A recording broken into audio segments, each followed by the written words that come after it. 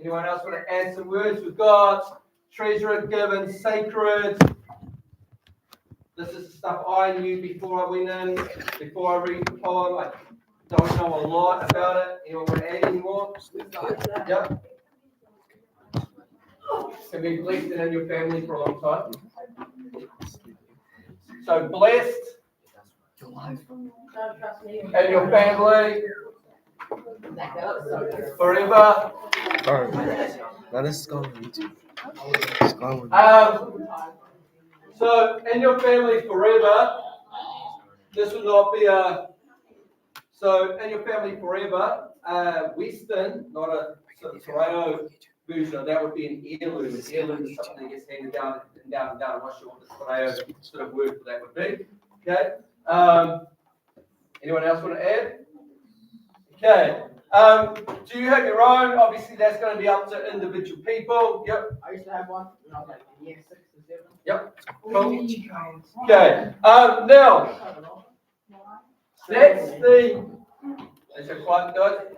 That's the first step of the the reading process. We need to kind of activate our prior knowledge. We look at the topic, we see it's a poem, we see it's about Namu, and we're able to go, actually, I already know a little bit about this topic. It's going to help me answer any questions. Second step is to skim and scan. So I'm going to put some questions up to help you with that now. What does it say above the title? Sum it up. What is the title?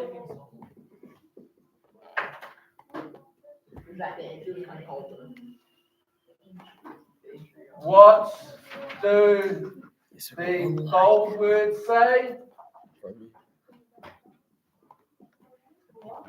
Robert, is that game that's going to do work? You're live.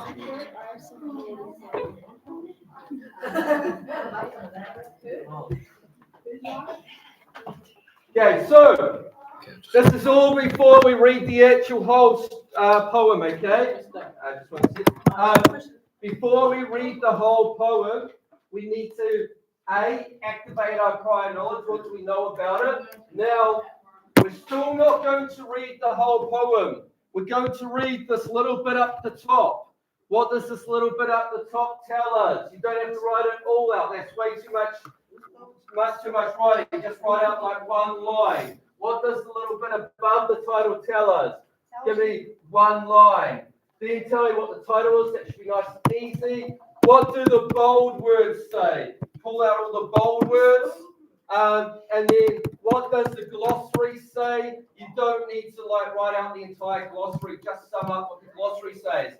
And now we will have a bit more information about the text before we start reading. So I'll give you a couple minutes to go through those 4 questions. Yes, but I need to in New Zealand months ago. No, you had to leave early because ASB got I don't know, something. Okay, let's go to those questions. So let's do those questions then. Be more in real life streams. We do this in our English class. Yep. Or your English book if there are people working in their English books, fine.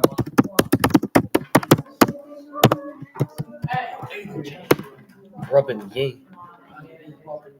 Yes. Why is Rob?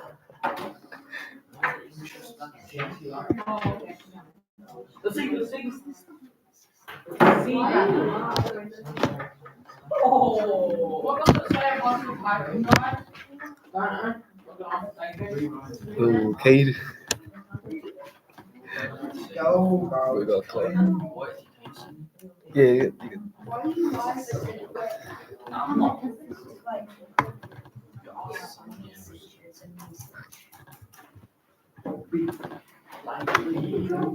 Yo, Robin, how'd you find out about my life? Oh. It's time to eat.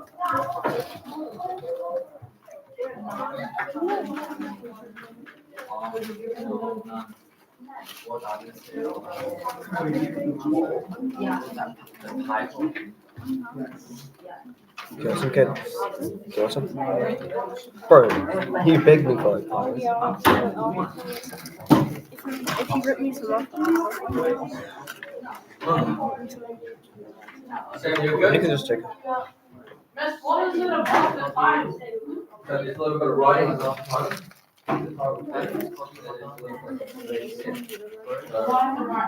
No, I see it. Write one line about it. What's it say about the title?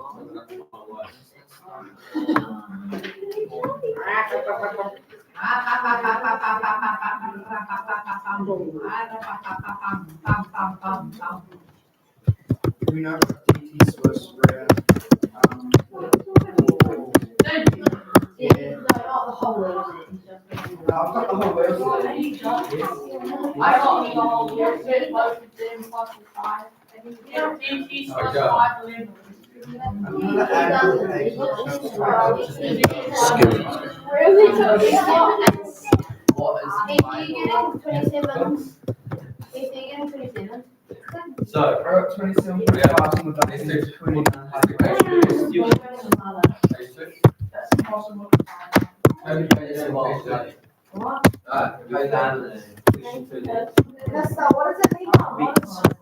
What does it say above the title?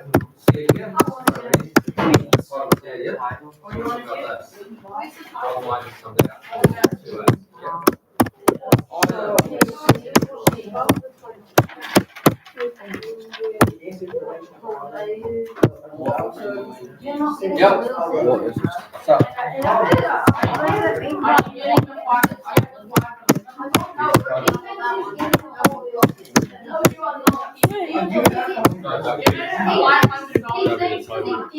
to me, that sounds like, maybe it's another time if I think of like articles and stuff like that. It's not kind of like.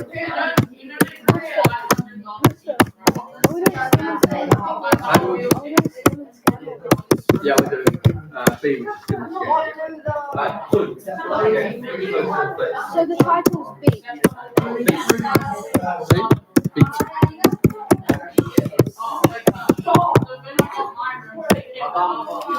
What does the sole word say? What are you talking about the sole word? Okay, let's get everyone's picture back here. Seems like you must be done, and we'll go over it. Okay. So, what does it say above the title? And lots of you guys looked at that. I thought you maybe found that like a little bit daunting, like saying quite a lot. When I sum it up, I really sum it up. It says how Pounamu is important to Maori. That's all it says. So that would be my answer there. Okay. What does it say above the title? My answer for 2A. It says how Pounamu is important to Maori. Okay. So the title. Who wants to tell me what the title is? Beat, absolutely. Now, why is it titled that? I immediately start thinking of where a Pounamu is. It's over the heart, where the heart might beat. Okay? D, what do the bold words say? We've got these bold words of sternum. This here is your sternum, like about there where your ribs and stuff join up. We've got interval. We've got abandoning. We've got ancestors. And you know what? That's only 4 bold words, and I start getting like a little bit of a sense of this poem. The sternum, the Pounamu was sitting there. Don't know what's going to be entered, not sure what that means. Abandoned. Something's getting abandoned, and we're talking about our ancestors. And we already know that about this, that Pounamu can kind of connect to our family. What does the glossary say? The glossary tells us what some words mean. So we've got Te Puna means ancestors. I'm shortening the glossary down here, so I wouldn't want to write too much. We've got sternum equals breastbone. We've got interval sounds like what it sounds like. It means we can enter it, and abandoning, we can leave behind. Okay, so just by, Nathan, just by doing our pre-reading on the survey, what do we know about Punanga already, and then going through and reading this top part, and reading the title, and reading the bold words, and reading the thing at the bottom, we start to get a sense of what this poem's about. Now we're going to read it, because that's our third step. 1, survey. 2, skim and scan. 3, read. When I read this, I want you to underline anything you don't understand. So when I read it, underline what you don't understand. Beat. When you're homesick. Okay, Kobe, reading the poem. Everyone close your devices now. Everyone read the poem.